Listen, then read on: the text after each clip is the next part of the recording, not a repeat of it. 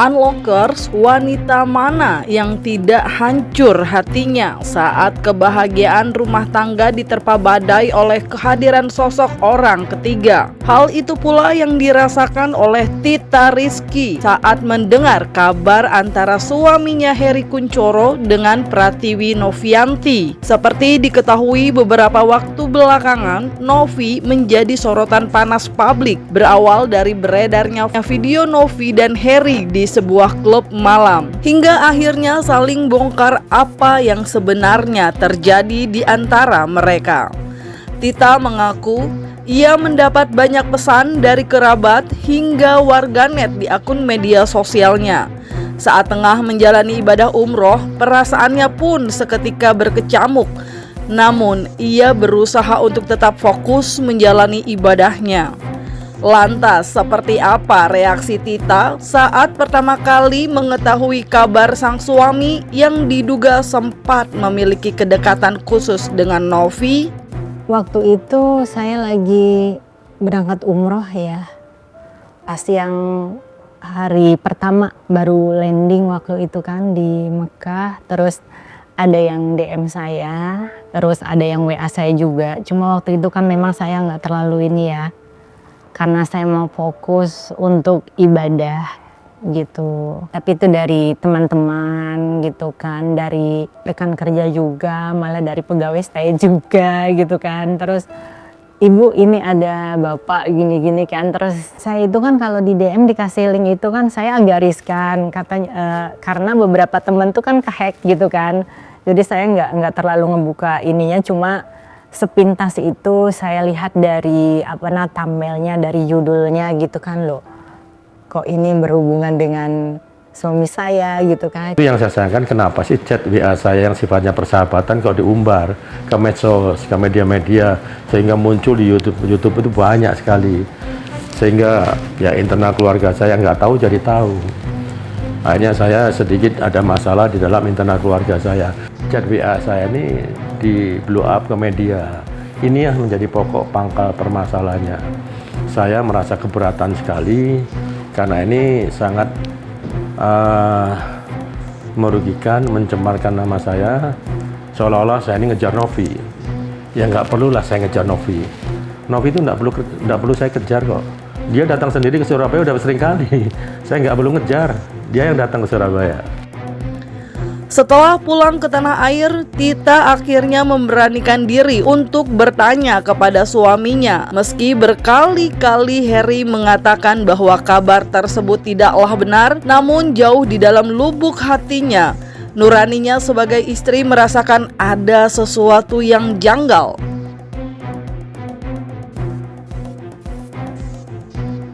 Saya nggak tahu tujuannya apa, hanya Allah yang tahu. Tapi yang jelas saya di sini tidak memiliki masalah apa-apa sama Pak Haka dan juga asistennya selama saya kenal. Dan diperjelas lagi, saya tidak pernah bertemu sama beliau lagi, sudah bertahun-tahun ya. Saya isi chat itu kan privacy ya.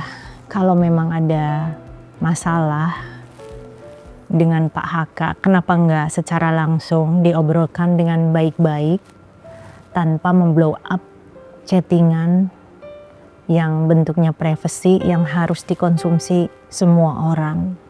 Waktu pulang umrah itu saya memberanikan diri untuk tanya langsung ke suami saya. Saya lihat momennya juga.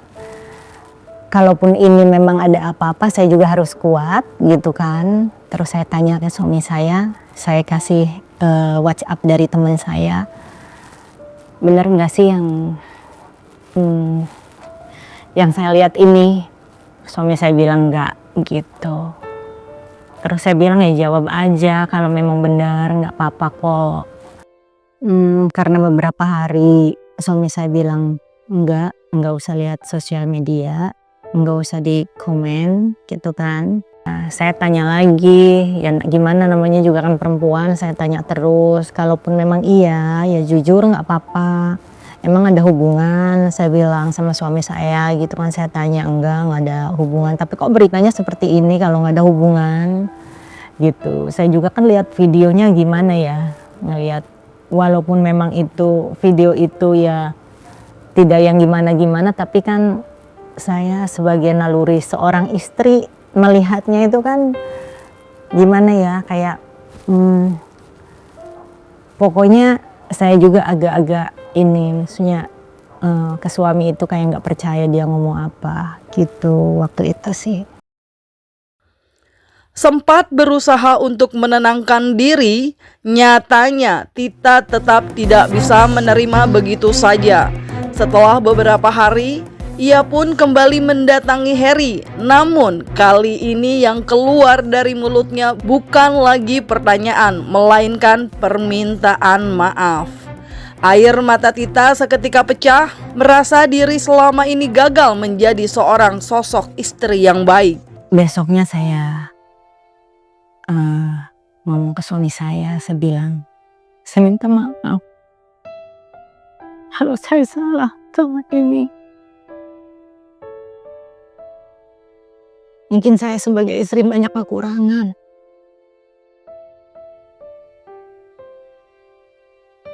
Saya bisa banyak berbicara, saya bilang mungkin saya akan introspeksi diri, saya akan memperbaiki diri.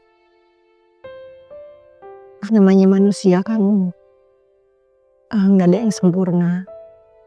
Kalau memang berita ini benar adanya, itu aja sih.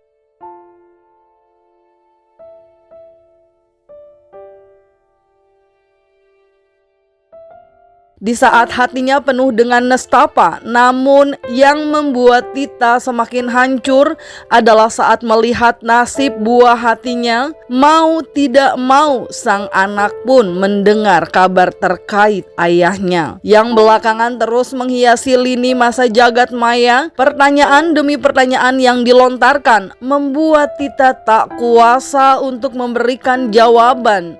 Namun ia tetap berusaha tegar, berusaha menjelaskan sehalus mungkin sehingga sang anak tidak terluka. Saya kalau menyampaikan ke anak itu kan harus pelan-pelan. Kebetulan kan anak ini kan putri ya, jadi dia kan jadi harus pakai bahasa-bahasa ibu juga. Sebagai teman juga saya memposisikan. Jadi saya kasih tahu kalau ini tuh beritanya nggak betul gitu. Udah jangan terlalu ngedengerin, fokus sekolah aja. Anak saya sih ngomong ke saya, kok gitu ya, emang siapa sih itu chat-chatnya papi kok disebar gitu kan. Terus saya bilang, saya nenangin ke anak saya bilang nggak, itu cuma orang iseng aja gitu. Alhamdulillah sejauh ini sih kalau anak saya ademin hatinya, jadi dia juga akhirnya adem sendiri gitu. Yang tadinya oh gini akhirnya oh ya udah gitu. Kalau lingkungan itu lebih kepada ke teman-teman aja sih gitu.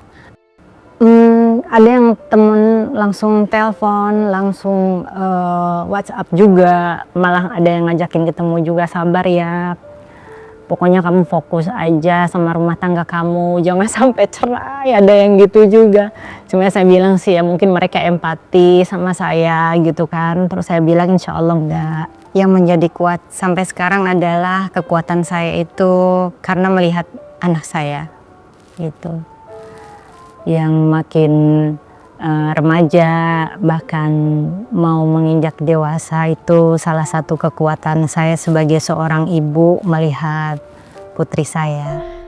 Sebagai seorang istri, jika memang kabar adanya hubungan spesial antara Heri dan Novi benar adanya, tentu membuat Tita merasa sangat hancur. Namun, ia berusaha untuk tetap tegar menghadapi ujian berat yang kini tengah menerpa rumah tangganya. Intinya saya sama suami saya ingin mengetahui yang sebenarnya.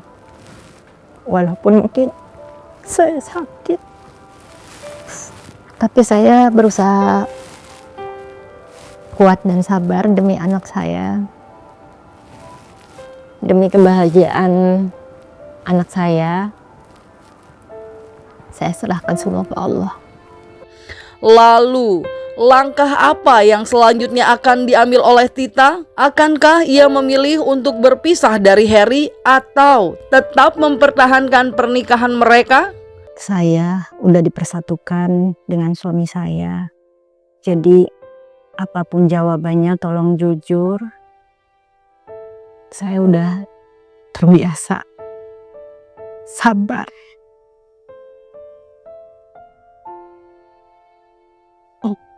Jadi kalaupun itu benar, lebih baik jujur. Saya akan terima. Dan saya serahkan semua takdir saya ke Allah. Apapun yang terjadi, Tita mengaku dirinya sudah pasrah dan menyerahkan kepada Sang Pencipta. Meskipun begitu, perasaannya sebagai seorang istri tetaplah ingin mendapatkan kebenaran. Meskipun nantinya hal tersebut mungkin akan membuat hatinya hancur dan terluka. Ia juga turut menyampaikan permintaan maaf dan berjanji akan berusaha menjadi sosok istri dan ibu yang lebih baik bagi keluarganya. Intinya saya sama suami saya ingin mengetahui yang sebenarnya. Walaupun mungkin saya sakit, tapi saya berusaha kuat dan sabar demi anak saya. Demi kebahagiaan anak saya serahkan semua ke Allah. Karena saya juga milik Allah. Untuk suami saya, kalau memang banyak kurangnya saya, tolong bicara sama saya. Agar saya juga bisa introspeksi diri. Insya Allah saya akan belajar untuk menjadi ibu yang baik dan istri yang lebih baik.